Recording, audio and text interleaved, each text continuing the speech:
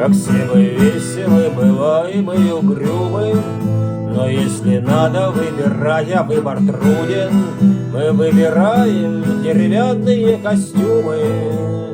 Люди нам будут долго предлагать, не прогадать. Ах, скажут, что вы еще не жили, вам надо только надо начинать. Ну а потом предложат или